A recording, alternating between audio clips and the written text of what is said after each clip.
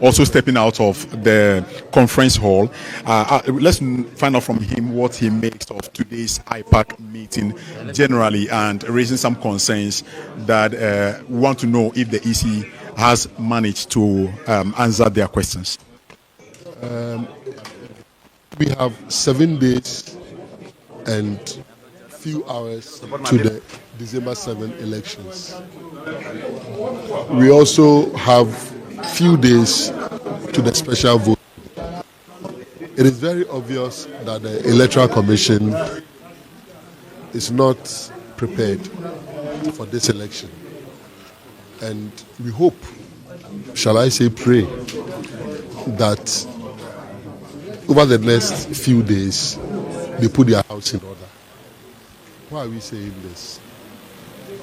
The officers who are supposed to be assisting the Electoral Commission to perform the task, you heard them there.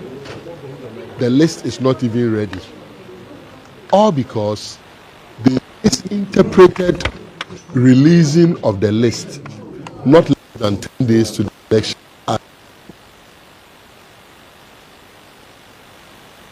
Because of that, it means that whatever petitions that will be sent to them, they would have to deal with those petitions. And even if they find some of the officers as not being appropriate to perform the task, because as they said, they are now training them. We have 7 days to the elections. They are now training the officers who are going to lead us in this election. That in itself is very bad. The next point has to do with what I refer to as financial loss that the Electoral Commission is causing. We've had too many instances of ballot papers being reprinted.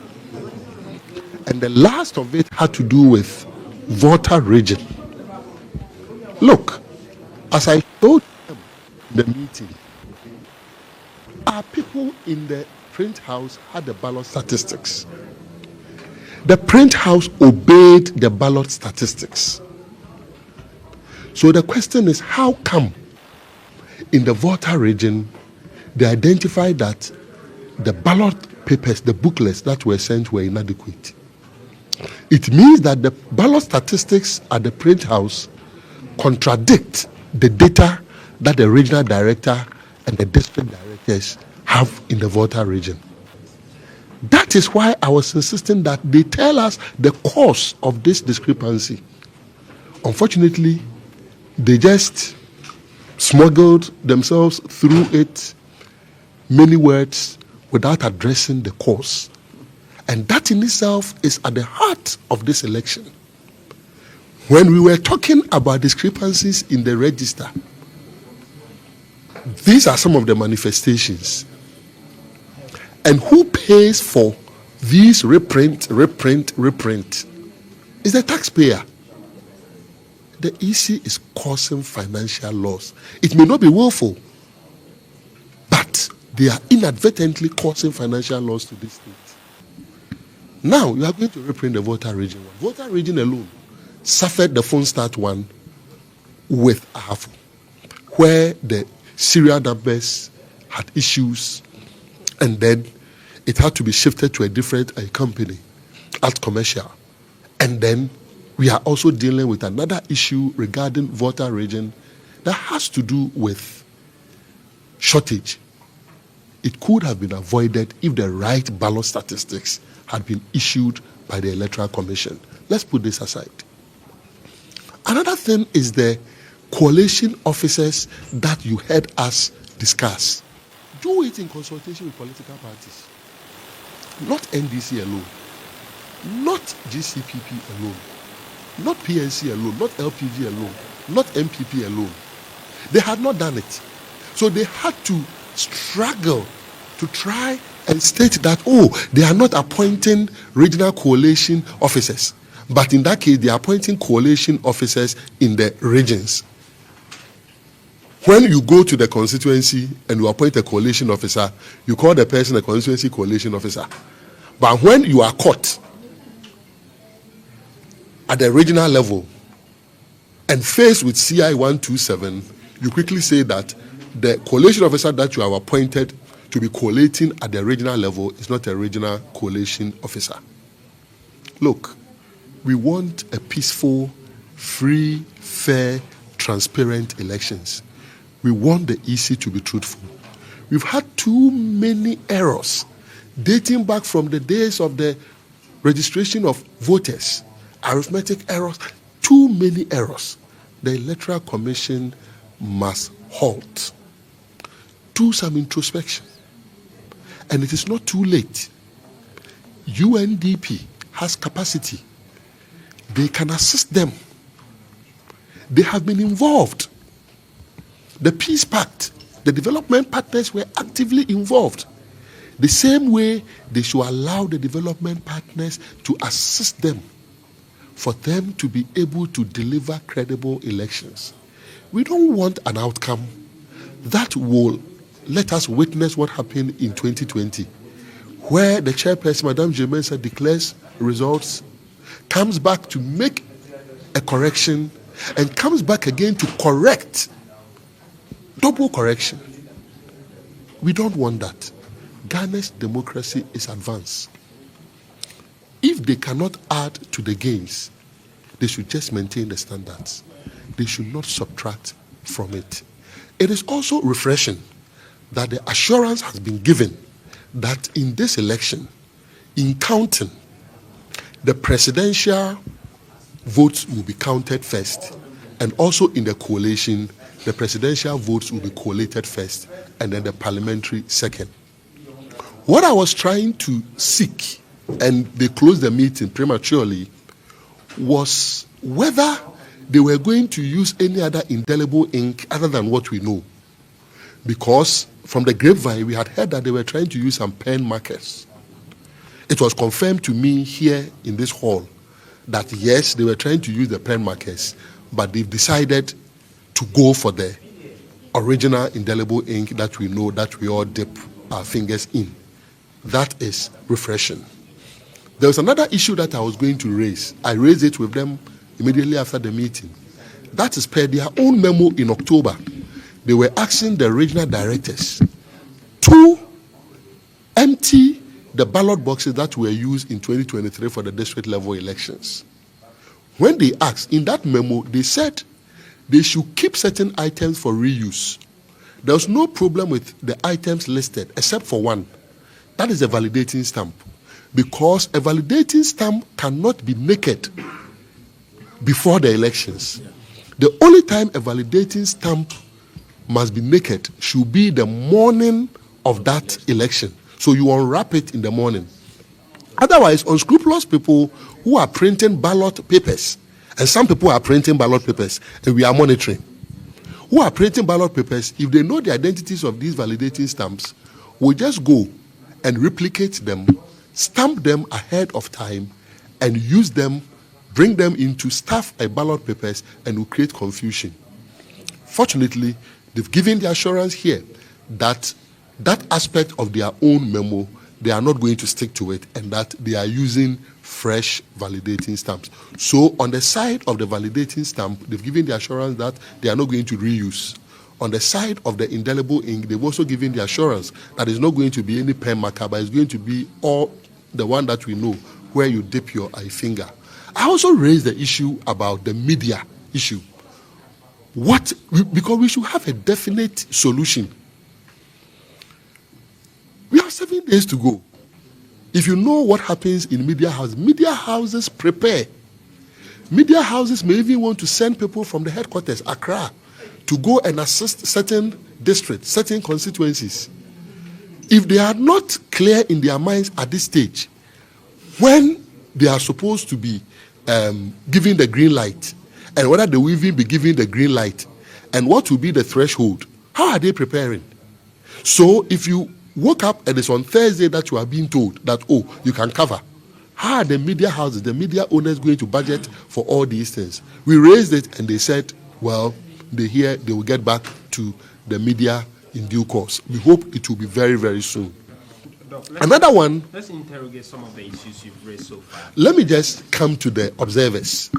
You remember Dr. Tanko raised the issue about observers for political parties. There is also a variant of observers, that is civil society organization observers. Some of them, very credible ones, have been denied the opportunity to observe this election. So you begin to interrogate what is in the mind of the Electoral Commission, that you do not even want unfettered access for the media when it comes to collation. And then some credible civil society organizations that also apply, you do not also want to allow them. And when I heard it, they said, oh, there's a committee that is dealing with it. They are the best to respond. They are looking at experience. And I said, some of these civil society organizations have monitored elections at least for more than a decade. So experience, they have it. All we are saying is that we want free, fair, transparent elections. Civil society, media are critical partners. And the success of this election must be anchored also in the work of the media and civil society organizations. They should let the civil society organizations and the media houses have unfettered access. And there are ways to do these things. Doc, you mentioned a point about the coalition agents the EC said they will be appointing, which you say is in violation of their own CI. So we still have Dr. Omane Boamah, the man leading the charge for the NDC at the Electoral Commission here, currently addressing the media on a number of issues, and we are basically interrogating him on a number of things he's said so far. And one of the key issues he raised has to do with access to the media, which he noted that must be unfettered. The media must gain unlimited access to the coalition center. Now we want to hear what he has to say to that. The issue of the coalition officers, like we kept on insisting, they should just give them the right names.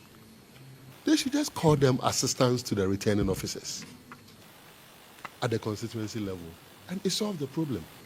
I don't know why this EC likes going for the complicated solutions. You are appointing someone to assist the returning officer. Per the law, the returning officer is responsible for collation, assembling the results. Why do you want to call this person the collation officer? And if conflict ensues at the constituency collation center, who is going to deal with it at that particular time? We believe that with the sunshine that we have put on this issue, their very orientation for the people that they are appointing will make it very clear to them that they are working under the returning officers, and whatever they do must be subsumed under the authority of the returning officers. Means whatever it goes, you still work with them.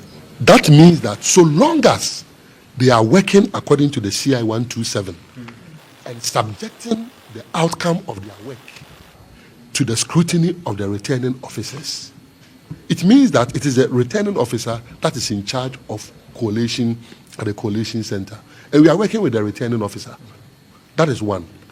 Two, regarding the civil society organizations, there are several of them. Even the Nanoquinos civil society organization is one of them. They've been monitoring elections for decades.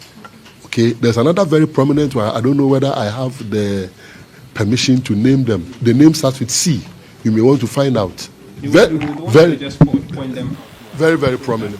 Very prominent. But you just get in touch with the civil society fraternity and find out from them how many of them have been denied. That will not be difficult at all for you to elicit. You demanded for the method in terms of the tabulation of the results. That has not been answered. Are you satisfied? Yeah. It is very clear to you that even as they are trying to appoint constituency coalition officers, they are not ready with some of the most important things that must be done. Why don't they have the Excel formula that they are going to use? And they are going to get back to us on that. They are always ill-prepared for the most important things. Sad. for our democracy. But that is what we have. The Constitution says that this Electoral Commission must organize the elections. We will continue to put them on their toes and ensure that they do the right thing. But we will demand the Excel formula so that there is uniformity across the country. That one we will not compromise. We shall demand the Excel formula that they are going to use so that there will be uniformity across the country. You know why? In 2020, the chairperson of the Electoral Commission came to inform us about changing denominators, if you recall. So we need to get the exact formula they are using. And once we have that formula, it solves one of the many problems. In all fairness, how will you rate the Electoral Commission's preparedness for the election? 3.7 over 10. Yes, correct. Why that low? We are here 7 days to an election. Some constituencies in the Volta region, we are now going to reprint their ballots. We are here. We do not even know the full complement of the officers who are going to be in charge of the elections. In the 40,648 polling stations, we don't know. You understand? We asked them and they said some may change because they are still working on it. Just because Supposed to give you that? they should have done that 10 days to the election or earlier. That was their mistake. They took that as it should be 10 days to the time if you listen to them. But they could have done it 30 days before, 60 days before. Who stopped them from doing that? You wait, and then 10 days to the time, you release it. And you heard them. They are still training. In case you discover some people who are politically tainted, what do you hope to do in the last hour? We have discovered some. Dabuso is one example. And Honorable Kwabena Akando has already submitted. So you can imagine what is going to happen. Because on our part, Almost 2 weeks, the AC hasn't done anything about it. On our And you are part- still not raising any objection. on our part, we have even secured the MPP delegates list, which we are comparing across the country. So you can imagine what is going to happen. Because remember, in the Ejiso by-election, there were some MPP polling station officials who were parading themselves as electoral officers during that by-election. It tells you how ill-prepared the Electoral Commission is. What would you do if you find more of those people? The same way that we are submitting, we will go ahead and submit. And the EC will have no other option but to replace. Thank you very much for speaking to us. And that is Dr. Omane Boamah speaking to us on the subject of a number of issues, pertinent issues that were basically discussed here at the Interparty Advisory Committee meeting held here at the Electoral Commission headquarters in Accra.